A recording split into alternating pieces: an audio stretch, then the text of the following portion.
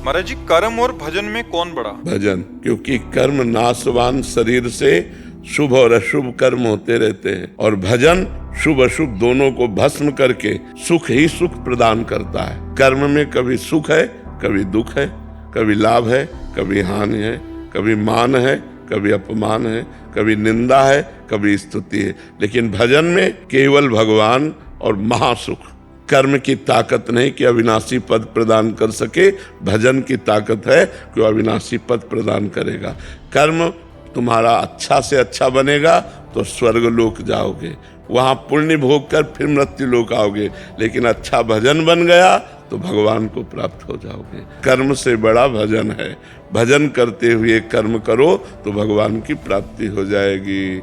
कर्म त्यागी नहीं होता, कर्म फल त्यागी होता है। भजन करते हुए जो कर्म किया जाता है वो भगवान की प्राप्ति कराता है, और जो केवल कर्म किया जाता है वो अवश्य में वो भोक्तव्यम कृतम कर्म शुभाशुभम। शुभ और अशुभ कर्म जो बनेगा उसे भोगना पड़ेगा। और भजन इन भोगों का विनाश करके भगवत प्राप्ति करा देता है। जो नाम जापक को सुख मिलता है, जो नाम की महिमा है, वो स्वयं भगवान नहीं वर्णन कर सकते। भजन की समानता कर्म कैसे कर सकता है?